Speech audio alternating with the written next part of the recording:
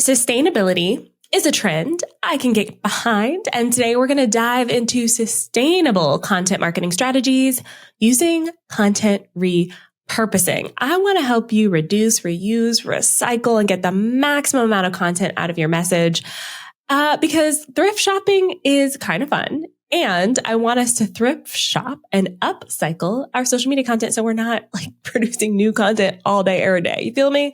Let's get into this episode.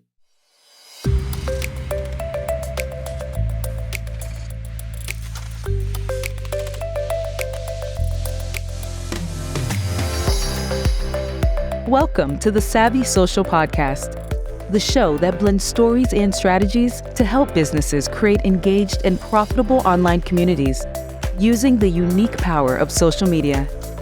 And now your host, ANDREA Jones.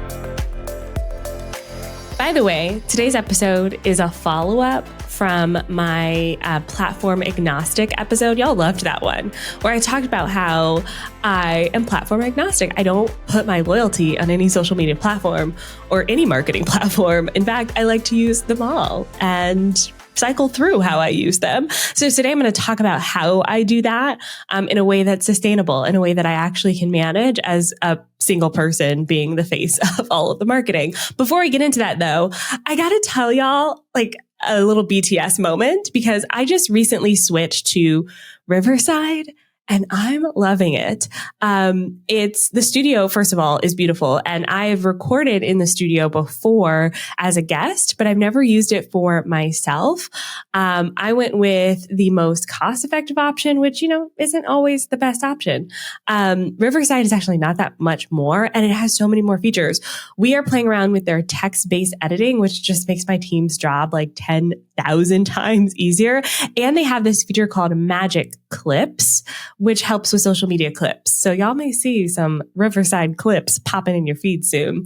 But today I'm excited to share because our listeners are in for a treat. If you go to riverside.fm, they gave me a code to give y'all. It's DREA, DREA. And when you use that code, you get 15% off any individual plan at Riverside. So you can actually start for free. Go to the link in the show notes, riverside.fm. It's like my tracking link, and use the code DREA, DREA when you're ready.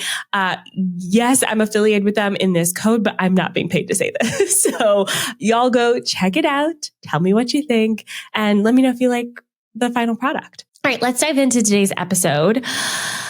Upcycling our content, thrifting, being sustainable. So for a little bit of background, I am a budget fashion girly. Like, when it comes to purchasing fashion, skincare, whatever kind of products, beauty products, I am the kind of person who likes to use something that is pocket friendly. Okay. Like I don't usually go for the most expensive options, not a name brand person.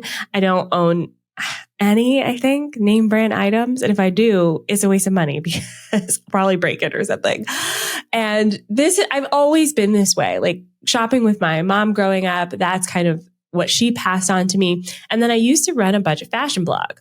This was actually one of my first adventures into making money online. So I started blogging in 2004 for funsies, a lot of just my little thoughts and lots of conversation about Harry Potter because I was a huge fan. But the first time I actually made money through content online was through fashion blogging. Simply Fashion TV was my blog. My sister and I started it, but she didn't want to commit to it. So there's like 2 videos with both of us in it and the rest is me. So it was part YouTube channel, part blog. And I actually got brand deals. So I work with Steve Madden. Some of y'all have heard the Steve Madden story. If not, there's a TikTok video on it. It was fun, but crash and burn moment. I got paid to work with Macy's, Goodwill, Giant Tiger, which is a company here in Canada, kind of like Kmart. So I'm very like Walmart chic. Walgreens chic. I distinctly remember a moment where I was wearing this sundress that I got from Walgreens, and a lady saw me in the mall and was like, "Oh, that's so cute. Where'd you get it?" I said, "Walgreens." It was only $10, whatever. And the look she gave me, pure disgust. I was like, "Oh, you're not my people." Anyways, I say all that to say, I'm a huge fan of going with things that are sustainable. sustainable in the sense that they can work for me, right? Not everyone thinks Walmart chic is sustainable. There's a lot of issues with, child labor and how they produce their products and how the prices are so cheap. I'm not going to get into all of that. That's what my pocketbook can afford right now. So that's what I do. Okay. So that's the kind of vibe I'm bringing to this episode. There are a lot of people who do not agree with what I'm about to say. Okay? There are a lot of people, content marketers specifically, who think that there is the one true way of using social media, and their time budget is not my time budget. Okay. So they're working with, teams of people. They're working with big brands. Sure. You can create custom content pieces every single day for TikTok, 3 to 5 times a day. Some of them say, yes. Okay. That's nice and great and all. But my budget is not your budget. My pocketbook looks different from your pocketbook. So today I'm going to talk about how I approach this and give you levels to it based on where you are in your business. So if you are an individual doing this, looks totally different than if you have an assistant, looks totally different than if you hire a team. Okay. The goal with this kind of content marketing strategy is to have the TV commercial jingle effect, right? I'm saying TV, and I feel like that's also dating me because my daughter is not going to know commercials like that. Hers are going to be YouTube commercials because we watch a lot of YouTube in this house. And we skip after 5 seconds whenever we can. Totally different world. Anyways, that's beside the point. There are jingles that we know, radio jingles, TV jingles, commercial jingles. We can kind of sing them in our heads because we know them. Like there's a lawyer in Buffalo, because we get the Buffalo station here. I could sing his telephone number. Why? I heard it on the radio a million times. Okay. So we want that effect with our brand. We want people to associate our message, the core of our message with what we do, right? And to do that, there's a level of repetition that's needed. Okay. But we don't want to be so repetitive that people start to tune us out. Okay. We want to still be memorable. And there is an elegance to all of this. I posted this on Threads last week, and y'all, I'm loving Threads, but I posted that reposting is not repurposing. So I'm not talking about copying and pasting things, the same thing to all platforms, or even taking the same post that you posted last year and reposting it today. Okay. There's a time and a place for that, but honestly, y'all, it's not working like it used to.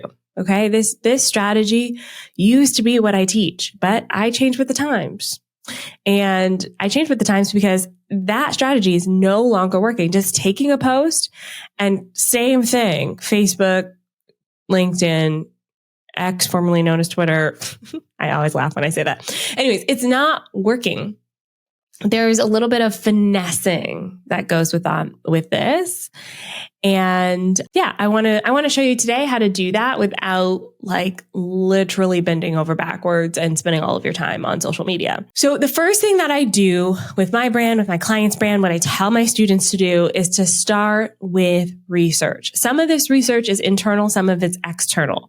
So I want to start with the internal research of where do you want to spend your time, especially if you're doing this yourself. If I tell you, you got to be on LinkedIn, it's amazing, and then you log in and you go, this is not for me, then I can't tell you to go spend all your time on LinkedIn because you won't like it there, then you won't spend time there. Okay. So we do need to have kind of a primary vertical where we spend our time, a primary platform. And I'm using LinkedIn as an example because this is a social media podcast, but honestly, this strategies for all marketing. Okay? All marketing.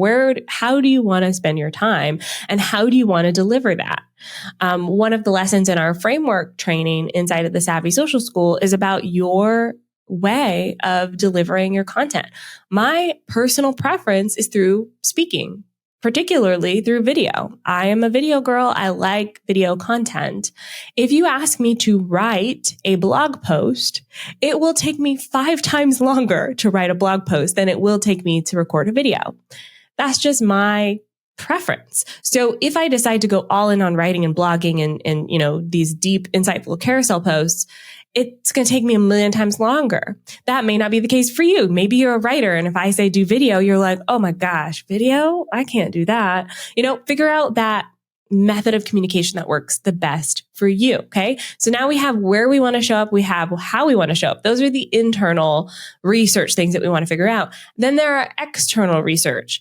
Where is your audience spending time? We want to find the overlap between where we want to spend time and where our audience is actually spending time. So an example is one of our past clients really likes Pinterest and was spending a lot of time there. When we dug into the data though, as much time as they love spending on Pinterest and as much traffic that was going over to their website from Pinterest, that traffic was not converting. It was bouncing. Okay. And so while the numbers on the surface look great, all these impressions, all this website traffic, we actually saw way more conversions at a higher cost, like client lifetime value from Instagram. And so we took the Pinterest effect over to Instagram, and she's having a lot of fun there. So think about where your audience is also spending time as well. And so we want to do this research because we want to figure out where we're spending our time, at least 80% of our time, right? So that we can kind of funnel our energy into that platform, and then we can take content repurposing, this upcycling, somewhere else. The next step to this is finding your cornerstone content. And again, this is kind of outside of social, but it impacts social media, and it's what I do, okay? And I may be talking a lot more about this in the future, but social media is kind of like the side dish to my marketing strategy. We've been talking a lot about this internally in my company as well. Social media is great, but it is not, and it is what we build our business on. But so much of what we do relies on other marketing things. And my cornerstone marketing element is this podcast. When I create this podcast, I'm thinking about social media content. When I create this podcast, I'm thinking about email content. When I create this podcast, I'm thinking about YouTube content. So yes, the podcast is my cornerstone content, but I'm thinking about how I'm repurposing clips into social media content. I'm thinking about how I'm taking some of this copy, the stories that I'm telling, and turning it into email content. I'm thinking about how I'm going to create this as also a video on YouTube. So when I record the podcast, I think about it with that in mind. I intentionally speak a certain way on this podcast so that it can be turned into social clips. And this took a lot of practice, y'all. I'm an interrupter, and I interrupt myself. So if you're like me and you interrupt yourself when you're recording audio, video content, you got to start thinking about the end goal. This podcast is going to be turned into clips for social media. So girl, you cannot interrupt yourself. Otherwise the clip on social media won't make any sense. And yes, it took a lot of practice to do this. I actually had to listen back to my own self on my episodes to figure this out, which I'm not a fan of. I don't like listening to myself, but sometimes you got to do what you got to do. And this can work in so many beautiful ways. My client, Linda, for instance, Linda Talaferro, she is an executive coach for Black and Brown women in corporate America, records a live stream. So she goes live regularly on YouTube, LinkedIn, and Facebook. And then my team turns that into social media content, newsletter content, blog content, her new LinkedIn newsletter content, all of the things, right? All Linda has to do is show up for that live stream, and then it's repurposed to all of the places. Okay. We also did this for one of my past clients, Cara Lowenthal. Worked with her for 3 years, and she touched probably like 2% of her Instagram feed. The rest was me and my team. Okay. So 3 years where she showed up in her podcast, audio only podcast. She's not really a video person. And my team turned that into carousel posts, other Instagram reels, static, one image posts. Instagram stories, used it to promote her offers through storytelling. There's so many ways that you can leverage this cornerstone content, but you got to think about the cornerstone content from the place of this is going to be repurposed later. Okay. This is going to be repurposed later. And I'm going to talk about how to do that, but I want you to think more about like, what's your primary content piece? Now, for those of you who are individuals, solos, my wear all the hats, business owners, I see you. I hear you. This is still possible. Even if you don't have a primary content outlet like a newsletter or a podcast or a YouTube video, you can create your social media content with this in mind. I have a student in the Savvy Social School who loves creating reels and has a strategy where she creates her reel, and then the reels that do well, or maybe even they don't do well, she'll then take that same content and turn it into a carousel post. So the topic for the week is the same. One reel, one carousel post. It's the same content in two different ways.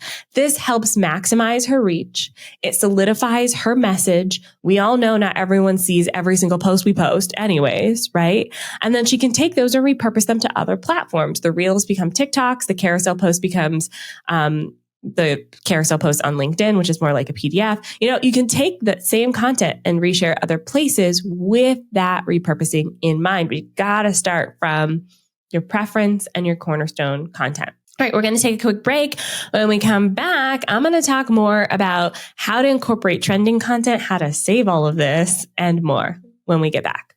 If you're tired of always feeling like you're starting from scratch with your marketing content, spending so much time for something that just is gone in a snap, I have the best solution for you. It is called the Digital Brain Power Pack, our brand new resource for online business owners. And it's designed so that you don't have any more one-hit wonders. You get to store all of your best content in your very own custom created digital vault. So you can repurpose eloquently, and you can say goodbye to the never ending desire or need we feel to create completely custom content on social media. Grab the Digital Brain Power Pack today for only $17. And your past content is pure gold. So with this Digital Brain, we are going to mine that content for the gold that it is, shine it up, repackage it, rejuvenate it, and make it feel brand new again, even though you're posting old content on social media.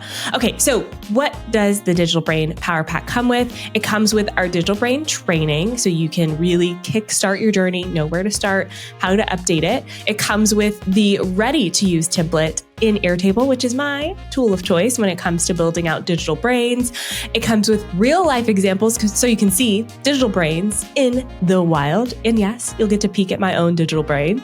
Sneaky, sneaky. And if you are an agency or social media manager, I have a mini training for you in there on how to do this for your clients. So if you are ready to take your content past, present, future to the next level, give that endless hustle the boot and embrace your brilliance, the things you've already created. Again, $17. The link is onlinedrea.com/digital-brain, but y'all know the best link is in the show notes. Click it there. I'll see you there. All right. Let's talk about topical content or trending content. I've been using the word topical more though, because it's not always something that is trending. Trending has a context of it being, like a viral dance or something like that. Sometimes it's just topical. And when I'm approaching creating content strategies for my clients and for myself, my goal is to have about 80 to 90% of it being that cornerstone content, which is my message, my philosophies, my theories. And then the other 10 to 20% is topical. Okay. And the reason we want to do this is we want to speak the language of our people. What are they thinking and feeling right now? What are they going through right now? What else are they seeing in the feed? The content in the feed and their experience, yours should kind of assimilate with that content to some extent. It shouldn't feel so far removed that they go, oh, this is an ad. And we all know what we do with ads. We skip them, right? We skip them. So we want our content to feel like it's organically created for social. We want our content to feel like it fits with the flow of the feed. We want our content to be relevant to what's going on in our clients' lives. And we want to read the room, basically. What's going on in the world around us?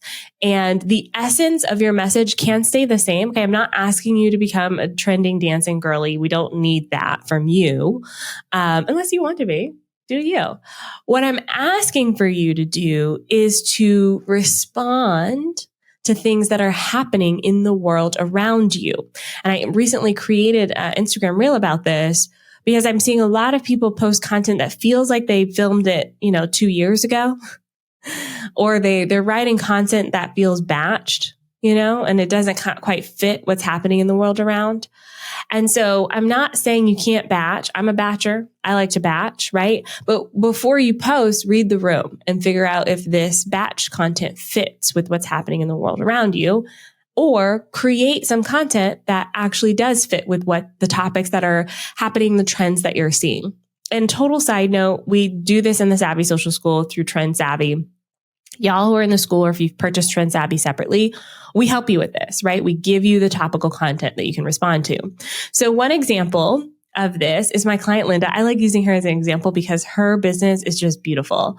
Linda Talafero, y'all. Okay. So recently, last month, so September, let me see what day this video came out. So this video came out September 12th, y'all. So recently, it has 72.2 thousand views. 72,000 views. The topic of the video is really about gaslighting in the workplace. And this is not new. Linda's been talking about this for years, right? And it's all about how to advocate yourself. But how she brought this topic up was through Coco Gauff, a tennis player, very young tennis player who actually became the youngest American woman to win the US Open since Serena Williams recently this year. Okay. But Coco had a video that went viral because Coco called out a ref. That ref was not calling things appropriately. Coco went up to the ref and said, "Excuse me, you're not calling this appropriately." Okay. And even the announcer in the video was like, she's not wrong, but the ref was not having it. And so Linda said, "Coco, thank you for standing up for yourself, because this ref was basically gaslighting you, trying to tell you things that weren't happening that were," right? And this is Coco's workplace on the tennis court. And so Linda made the connection between Coco standing up for her in her workplace on the tennis court using something topical and relating it to how Black and brown women should stand up for themselves in the workplace, because statistically, this group of people gets gaslit the most. So you can see how Linda turned topical content, Coco being gaslit, and even subsequently going on to win the US Open, right? So Linda turned Coco being gaslit into an example of what this looks like in the wilds. Y'all see this happening, right? And then don't let it happen to you. Here's how in the video. And then it got 72,000 views because it was topical. And Linda's not dancing in the video. She's not lip syncing. She's not being funny. This is a serious conversation, and it still had a lot of momentum for her brand. So when I say infuse topical content, that's what I mean. Okay. Next step, the best step, is building out a digital brain. Now, this is probably going to be its whole own podcast, because digital brains are a beautiful thing. And it's something that we officially started doing for our clients about a year ago. And now we're teaching it to our students, and it literally saves hours in content repurposing. So what is a digital brain? It is basically the ultimate repurposing tool. It's a digital database of your framework, your approach, your analogies, your thoughts, so that you can repurpose things again and again in a more elegant way. Okay. I like to use an Airtable base for mine. You can use a spreadsheet. You can use a Google Doc. But this is your approach to doing things. And the key to the digital brain is saving your commercial jingle. And you know how I talk a lot about that commercial jingle effect? It doesn't just come from like remembering, oh, maybe I've said this before.